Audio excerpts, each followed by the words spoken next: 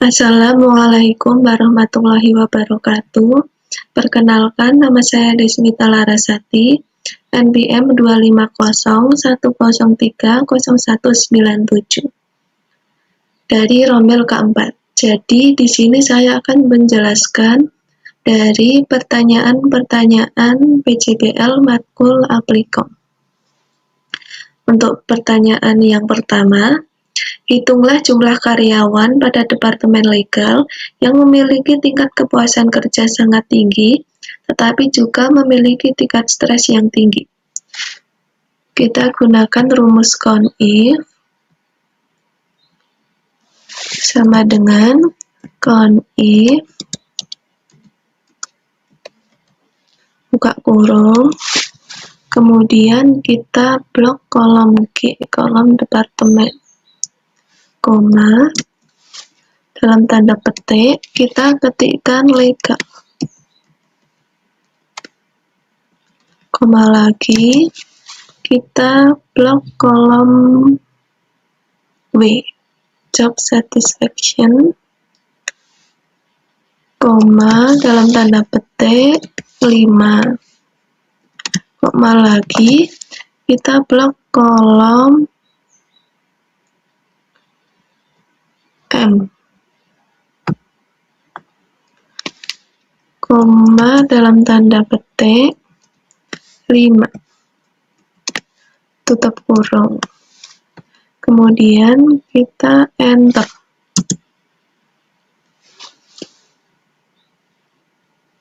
Jadi, jumlah karyawan pada Departemen Legal yang memiliki tingkat kepuasan kerja sangat tinggi, tetapi juga memiliki tingkat stres yang tinggi, yaitu 1. Kemudian, untuk soal yang kedua, gunakan variabel marital status untuk menganalisis rata-rata pengalaman kerja pada setiap kategori status pernikahan. Tentukan kategori dengan rata-rata pengalaman tertinggi dan kategori dengan rata-rata pengalaman terendah. Yang pertama, kita blok seluruh data, kemudian klik insert, pivot table, dan klik OK.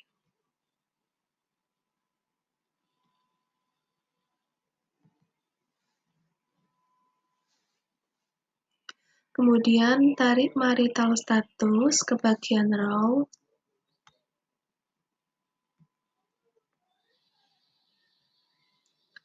dan tarik experience ke bagian value.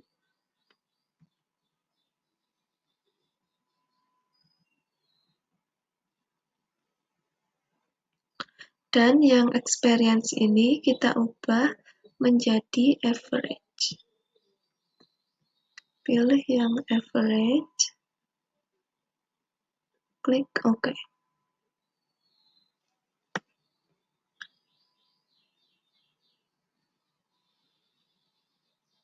Dan ini dia hasilnya. Jadi rata-rata pengalaman tertinggi yaitu ada di without ini, yaitu sebesar 19, dan rata-rata pengalaman terendah yaitu ada di single, yaitu sebesar 5,8935 sekian. Kemudian untuk soal yang nomor 3, yaitu menentukan job level dengan rata-rata work-life balance tertinggi dan job level dengan rata-rata pay cycle activity hours tertinggi. Kita blok lagi seluruh datanya, insert, pilih pivot table, dan klik OK.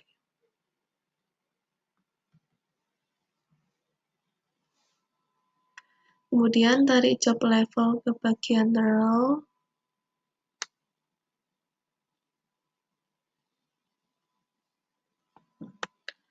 kemudian tarik WLB ke bagian value.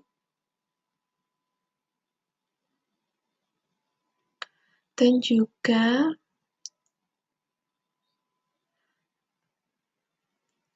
bicycle activity hours ke bagian value.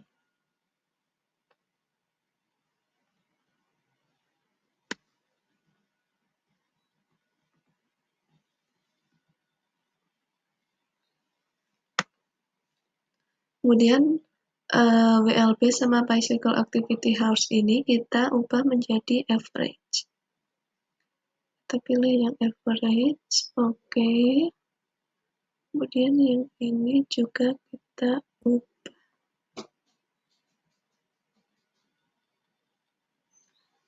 Dan ini sudah ada hasilnya. Jadi, job level dengan rata-rata work-life balance atau WLB tertinggi yaitu ada pada level mid, yaitu 3,16. Kemudian, job level dengan rata-rata bicycle activity hours tertinggi yaitu ada di level mid juga, yaitu sebesar 2,0518.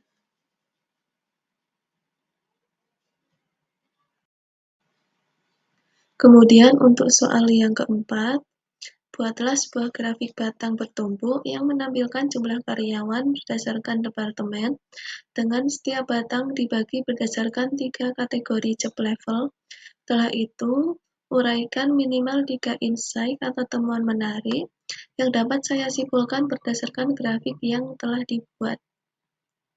Kita menggunakan pivot table, blok dulu semua datanya, insert, dan pivot table. Klik OK.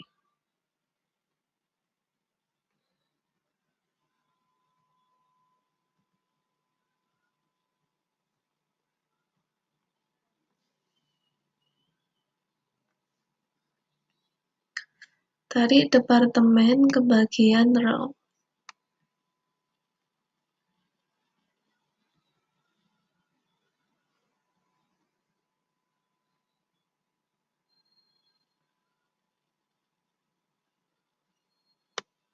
Dan tarik job level ke bagian kolom label.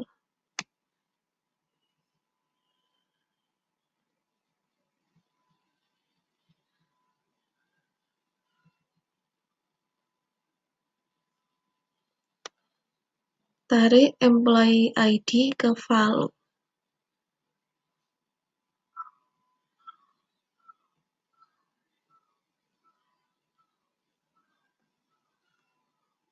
Dan pastikan value dari employee ID ini sudah menjadi count. Kemudian kita hilangkan kolom blank ini dengan klik panah kecil di row label, hilangkan centang blank, klik OK. Kemudian untuk membuat grafik batangnya, kita blok hasil pivot table-nya terlebih dahulu.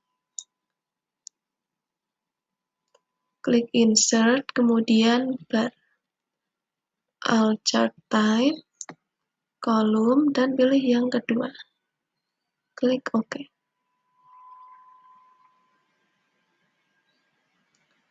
Kemudian kita kasih judul dengan klik grafiknya. Kita pilih layout.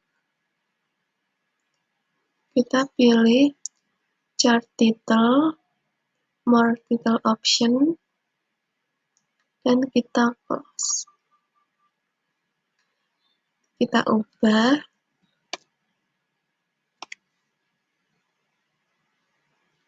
menjadi jumlah karyawan per departemen berdasarkan job level.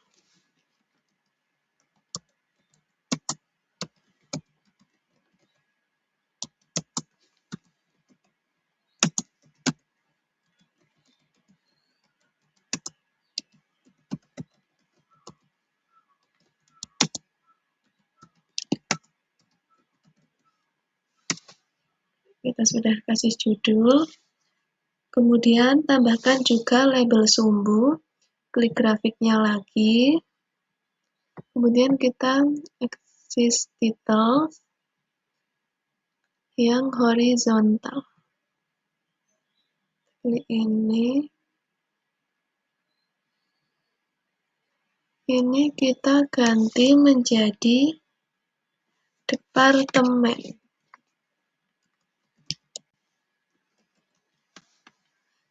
Dan kita klik grafik, kita klik axis title lagi, pilih yang vertikal.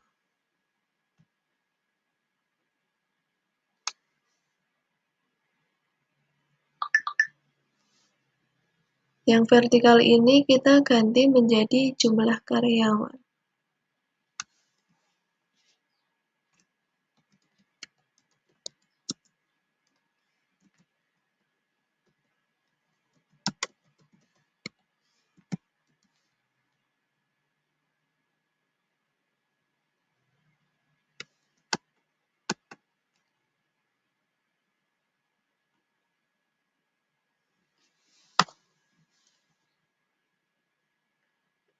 Kalau sudah, kita rapikan terlebih dahulu.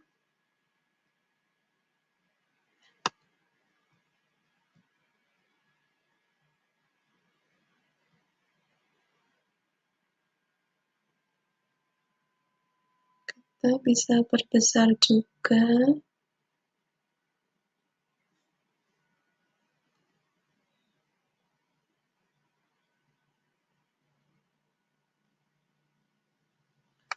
Nah, insight yang bisa saya dapatkan dari grafik batang ini, yang pertama yaitu Departemen IT dan Finance memiliki jumlah karyawan yang paling banyak dibandingkan dengan departemen lain.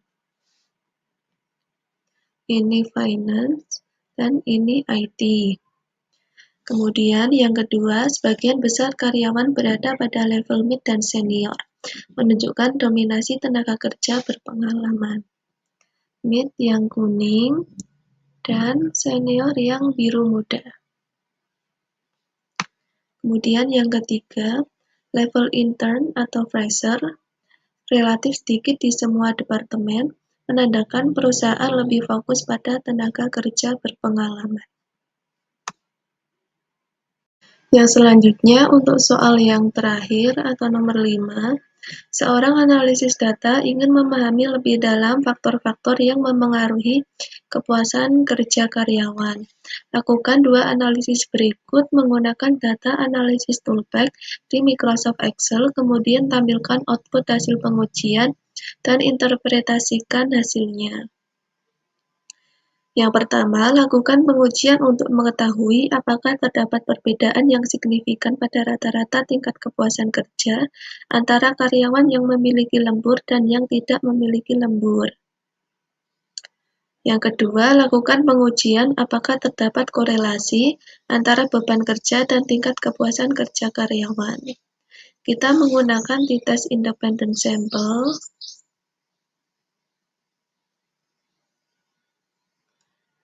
Klik data. Ini data analisisnya sudah aktif. Kemudian ini filternya juga sudah aktif. Dan klik panah pada kolom FOT.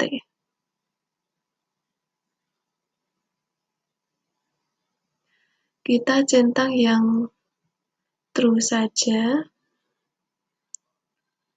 Klik OK. Dan akan menjadi true semua.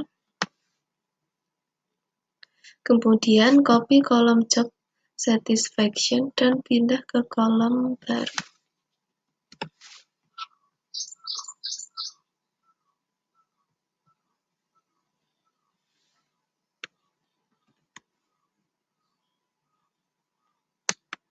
Kita klik panahnya lagi yang ada di FOT dan centang di false saja. Klik OK. Blok kolom job satisfaction dan ditempel.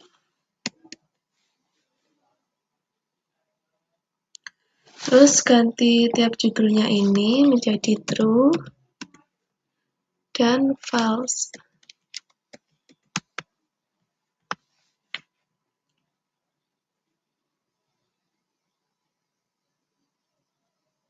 Kemudian klik data analisis,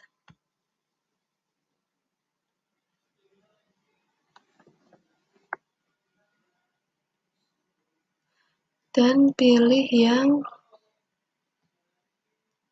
t-test to sample assuming unequal variance, klik OK.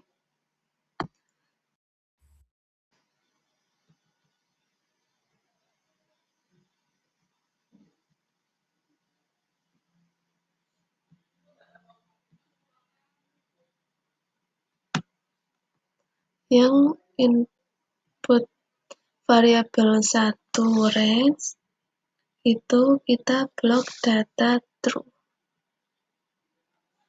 Kemudian yang variabel 2 range itu yang false.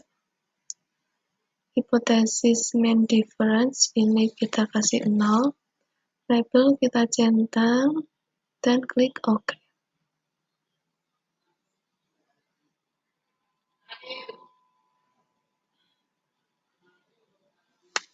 Kita rapikan terlebih dahulu.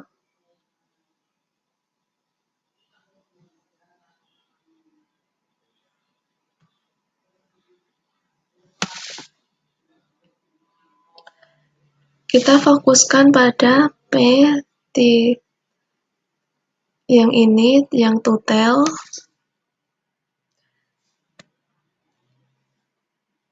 Dan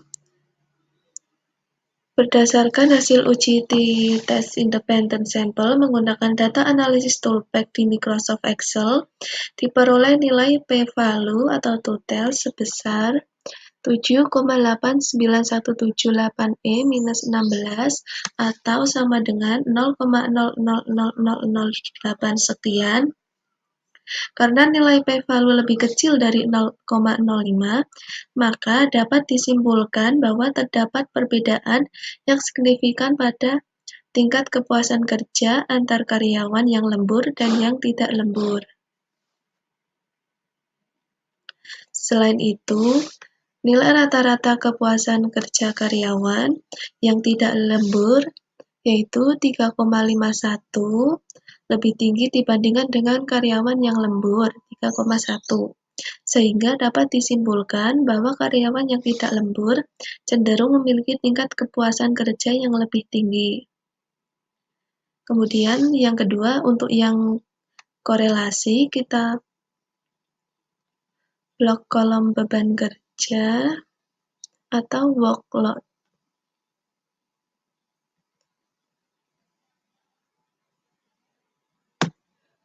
Ini kita blok dan kita hilangkan filternya terlebih dahulu.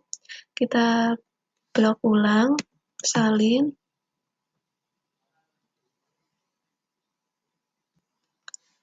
Kita tempel di sini. Kemudian kita blok juga kolom job satisfaction.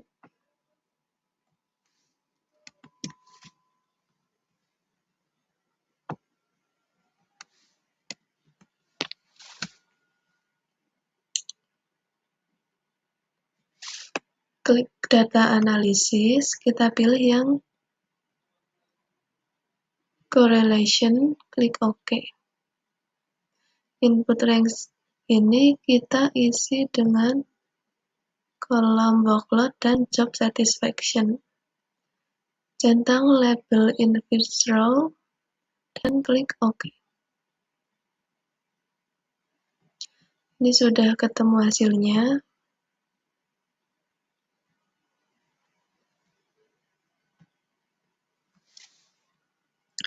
Nah, berdasarkan hasil uji korelasi diperoleh nilai koefisien korelasi sebesar minus 0,253 sekian.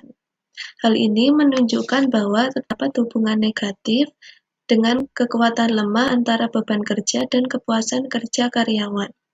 Artinya, semakin tinggi beban kerja, maka kepuasan kerja cenderung menurun. Namun, hubungan tersebut tidak signifikan atau tidak terlalu kuat. Sekian penjelasan dari saya. Apabila ada salah kata mohon dimaafkan. Wassalamualaikum warahmatullahi wabarakatuh.